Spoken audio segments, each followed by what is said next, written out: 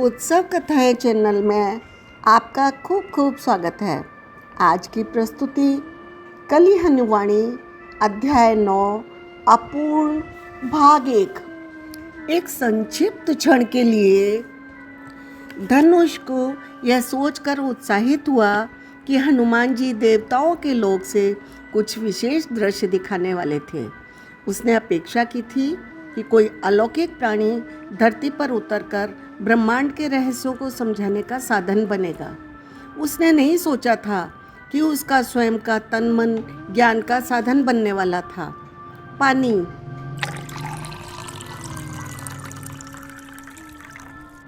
धनुष ने अपना गला पकड़ लिया था।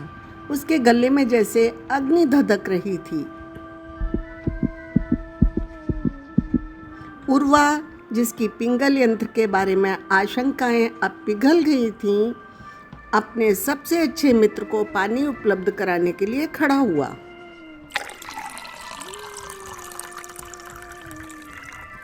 रुको!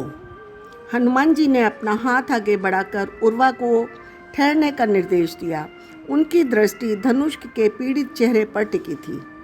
उर्वा ने अपनी जगह पर ठहरे हुए ही धनुष की सहायता करने की चेष्टा की।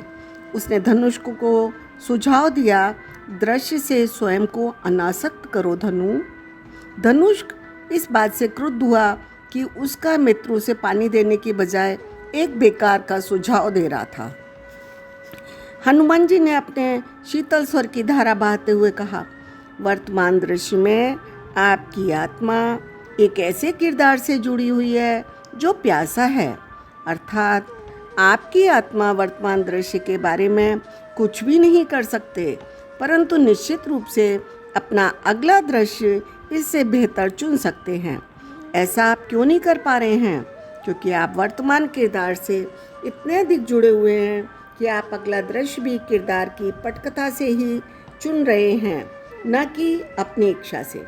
मुझे बताओ धनुष को, आप अपना अगला दृश्य कैसा देखना चाहते हैं? धनुष ने अपने गले से हाथ हटा लिया। उसकी प्यास अब सहने योग्य अनुभव हुई। उसने कहा, देव, मैं एक आत्मा हूँ। वर्तमान में धनुष नामक एक प्यासे किरदार से जुड़ा हुआ हूँ। मैं चाहता हूँ कि अगले दृश्य में पानी का एक कटोरा मेरे किरदार के होठों पर हो। इतनी नीरस इच्छा! हनुमान जी ने कहा, यह तो किरदार की इच्छा है, आपकी नहीं।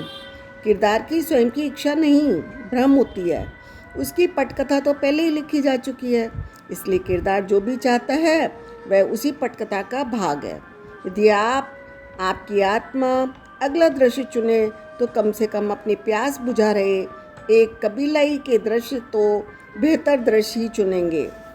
कदाचित आप उस दृश्य में प्रवेश कर सकें जिसमें एक राजकुमार अपने महल के उद्यान में एक संगीत सभा का आनंद ले रहा है।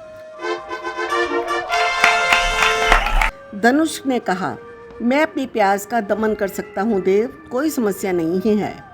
हनुमान जी ने कहा, पुनः नीरस दृश्य का चुनाव। कोई भला दमन का दुख भरा दृश्य क्यों चुनेगा? ये चुनाव करने के लिए आपको कौन बाध्य कर रहा है? आपका किरदार, आपके किरदार का मन। यदि आपकी आत्मा स्वतंत्र रूप से कोई दृश्य चुने तो प्यास की दमन का पीड़ादायक दृश्य नहीं चुनेगी। फिर मुझे क्या करना चाहिए देव? असहाय धनुष कराहते हुए बोला। हनुमान जी ने सुझाव दिया, धनुष को आपकी आत्मा किरदार से दूरी बना सकती है। धनुष अपने आप से बोला, हे धनुष नाम के किरदार, आपको जो मन में आए करो। अपनी प्यास बुझाओ या उसका दमन करो, मेरा उससे कोई लेना देना नहीं है। मैं एक आत्मा हूँ और मैं किसी अन्य किरदार के माध्यम से एक बेहतर दृश्य जीने के लिए रवाना हो रहा हूँ। और वैसे भी आपको लगता है कि आप प्यास का दमन करने या बुझाने में से एक विकल्प चुन रहे हो, परंतु आपका ये चुनाव भ्रम है। आपकी पटकथा पहले ही लिखी जा चुकी है। आप जो चुनाव करोगे वे पहले से निर्धारित है। आपकी यात्रा पूरी तरह से पहले से ही निर्धारित है। जब आपकी पटकथा में कोई अच्छा दृश्य आएगा तो कदाचित मैं आपसे जुड़ने पुनः आऊँगा, परंतु अभी मुझे जाना है किसी दूसरे किरदार से जुड़ने के लिए। धनुष का उपरोक्त विचार भी किरदार की पटकथा का भाग था।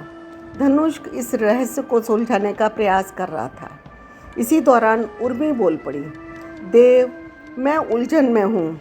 इतना तो मैं जान गई हूँ कि अगले दृश्य का साक्षी बनने के लिए आत्मा के पास उस दृश्य की लिंग कुंजी होना आवश्यक है।